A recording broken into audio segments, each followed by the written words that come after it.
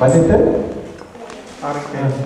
எல்லா அநியாயத்தை நீக்கி நம்ம சுத்திகரிப்பதற்காக உண்மையை நீதி உள்ளவராக இருக்கிறார். அப்போ அந்த லேடி 2 மணிக்கு ப்ரே பண்ண உடனே ஆண்டவர் மன்னிச்சிருப்பாரா இல்லையா? மன்னிச்சிருப்பார்ல. அப்போ அடுத்த நாள் போய் ப்ரே பண்ணும் போது ஆண்டவர் நல்லா தெரிய நான் விசுவாசிக்கல. சரி, ஒரு நாள் நீங்க ஆண்டவருடைய சமூகத்துல ஒரு காரியத்தை கொடுத்து மன்னிப்பு உண்மையிலேயே கேட்டீங்கன்னா ஆண்டவர் உடனே மன்னிச்சாச்சு. இதான் விசுவாசம். அதை விசுவாசிக்காதபடி திரும்ப திரும்ப நீங்க ஜெபம் பண்ணிட்டு இருந்தீங்கன்னா அதுக்கு அர்த்தம் இல்லை, விசுவாசிக்கல. It's a game you are playing with God.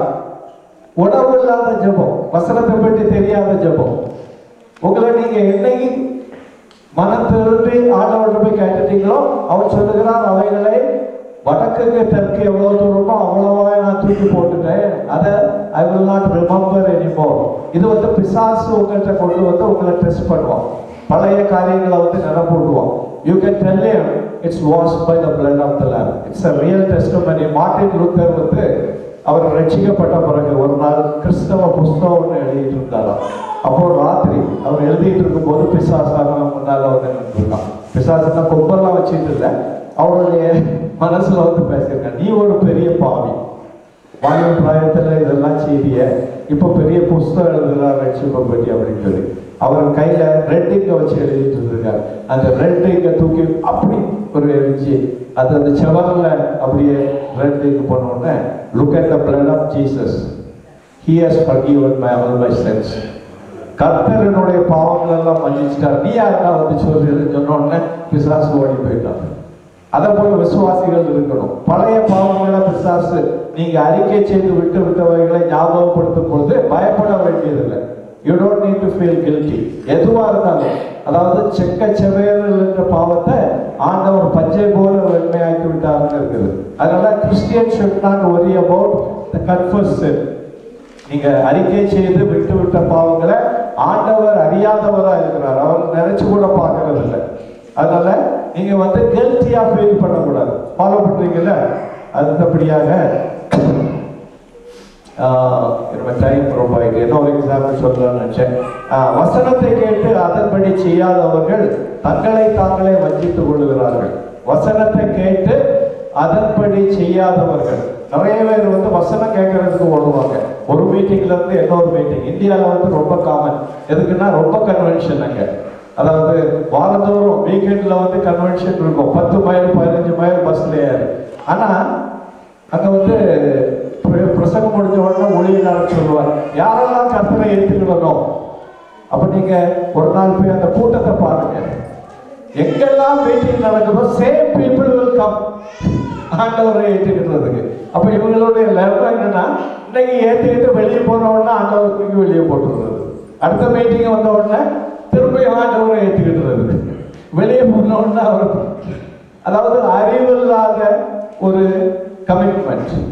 கர்த்தரை ஒரு நாள் ஏற்றுக்கொண்டீங்கன்னா அவர் உங்களை விட்டு போறதில்லை. பைபிள் தெளிவா சொல்லப்பட்டிருக்கிறது, பரிசுத்த ஆவி உங்களில வந்தவர் நிலைத்திருக்க வந்திருக்கிறார், வந்துட்டு போயிட்டு இருக்கிறவர் இல்லை.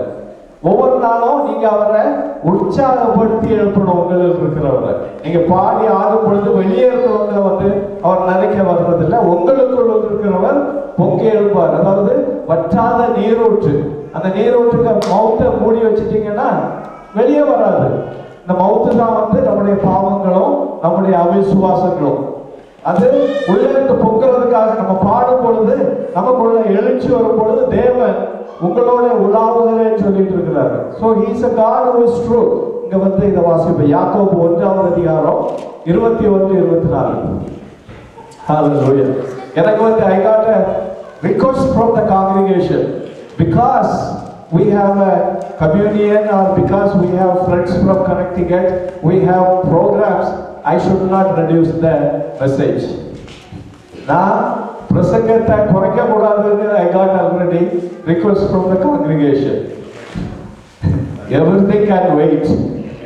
அதனால இன்னைக்கு full message நான் கொடுக்க போறேன். Hallelujah. யாக்கோபு 1:21-24.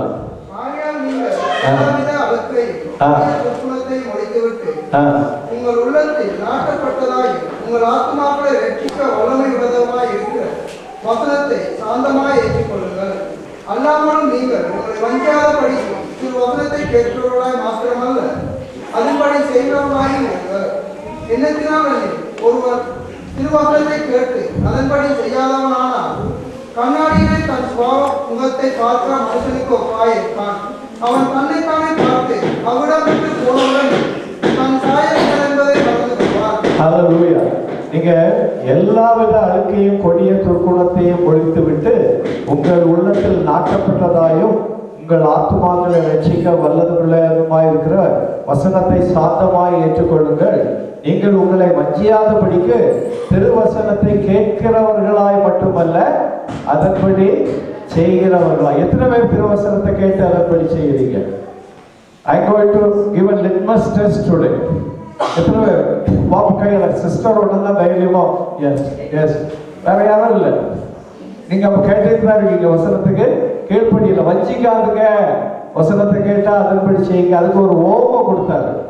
அதன்படி செய்யாதவனானால் கண்ணாடியிலே தன் சுபாவ முகத்தை பார்க்கிற தேவனுக்கு மனுஷனுக்கு ஒப்பா இருக்கிறான். அவன் தன்னை தானே பார்த்து அவிடம் விட்டு போன உடனே தன் சாயல் இருக்கிறதென்று மறந்து விடுகிறான். காலையில நீங்க எழுப்புனீங்க பெட்ல இருந்து முகம்லாம் கழுவிட்டு ஒருவேளை சிலர் பார்க்காம இருந்திருப்பீங்க. எத்தனை பேர் மிரரை பார்க்கல? நீங்க கண்ணாடியை எத்தனை பேர் பார்க்காம இங்க வந்தீங்க? காலையில இல்ல இல்ல யாராவது ஒரு நாள் இருக்கீங்களா கண்ணாடியை பார்க்காதவங்க? காலையில பார்த்தீங்க. அப்போ கண்ணாடியில போய் பார்க்கும்போது இங்க ஒரு கருப்பு பேட்ச் இருக்குது. அப்படியே வந்துடுவீங்களா? என்ன செய்வீங்க? வசனம் சும்மா கொடுக்கப்படல. என்ன சொல்லப்பட்டிருக்கு? வசனத்தை கேட்டுக்கிறது கண்ணாடியில பார்க்கறது போல அப்படின்னு. அப்போ என்ன செய்வீங்க? பாத்ரூம்ல போய் கழுவுவீங்க. கழுவிக்கிட்டு அடுத்தவங்க என்ன பண்ணுவீங்க? திரும்ப போய் கண்ணாடியில பாக்குறீங்க. வர்றதுக்கு முன்னால எல்லாம் திரும்ப அப்படி பாக்குறாங்க. எல்லாம் சரியா இருக்கா? அதுல கொஞ்சம் ஸ்ப்ரே அடிச்சுட்டு பால் அதெல்லாம் சொல்லி சொல்றாரு. அப்போ வசனத்தை கேட்டு அதன்படி செய்யாதவன் அங்க கருப்பு இருக்கிறத பார்த்துக்கிட்டு மறந்துகிட்டு உலகத்துக்குள்ள போயிருப்பான். அப்படி வர்றவங்களை தான் பைத்தியம் சொல்லுவாங்க இல்லையா? மேலெல்லாம் அழுக்கெல்லாம் வச்சுக்கிட்டு அவங்கள்ட்ட கண்ணாடியை காட்டுங்க. அவங்களுக்கு there is no impression. அப்படிதானே? பைத்தியமா தெரியுறவங்கள்ட்ட கண்ணாடியை போய் காட்டணும். ஐயே நான் அப்படியா இருக்கிறேன், என்ன பாத்ரூம் கொண்டு போக, என்ன கழுவுங்க அப்படின்னு சொல்றாங்களா? சொல்றாங்களா? Take it. That's what he says. நீங்க வாசிட்டு போறீங்க, கண்ணாடியில பாக்குறாப்புல. இங்க வசனத்தை கேட்கும் போது தேவன் உங்களுடைய இதயத்துல பேசுறாரு. ஆனா அதன்படி செய்யலன்னா பைத்தியக்காரனை போல பார்த்துட்டு அப்படியே இருக்கிறீங்க. அப்போ அவுட்ல உள்ள அந்த சரீரத்தை எப்படி நம்ம மேக்கப் பண்றோமோ அதை போல இன்னர் மேன வசனத்தை படிக்கும் போது ஆண்டவர் காட்டுறாரு உள்ள எப்படி இருக்குன்னு. அப்போ அதை சரி பண்ணணும். விளங்கிச்சுங்களா? சரி பண்ணணும்னா வசனத்தின்படி நம்ம நடக்கணும். ஹல்லேலூயா.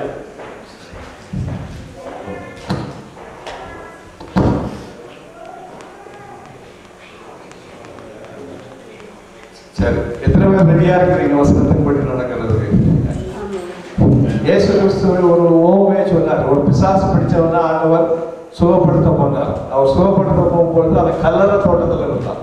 தன்னை தானே கீறி கொண்டிருந்தான். வஸ்திரம் தரிக்காதவனா இருந்தான். ஆனா ஆண்டவர் சுகம் கொடுத்த உடனே பைபிள் சொல்லுது அவன் அமைதலுள்ளவனாய் வஸ்திரம் தெரிந்து கொண்டவனாய் தேவனோடு அமர்ந்திருந்தான். அப்போ வசனம் வாசித்து அதன்படி செய்யறவங்க there is a transformation. வெளியே இல்லை, வெளியே எப்பவுமே எல்லாரும் ரெடி தான். லிப்ஸ்டிக் எல்லாம் போட்டு, சாரி நான் லேடிஸ் சொன்னாப்புல இருக்கோம், ஆண்கள் பொருளெல்லாம் போட்டு எல்லாம் வந்தாச்சுன்னா நல்லா இருக்கும். ஆனா இன்னர் மேன் எப்படி இருக்கான்னு சொல்லி அதாங்க சொல்லப்பட்டிருக்கிறது. வசனத்தை கேட்டு அதன்படி செய்யாமல் இருந்தால் நம்மை நாமே வஞ்சிக்கிறவர்களாயிருந்தோம். So don't fool yourself. நான் சர்ச்சுக்கு வந்ததுனால there is no change.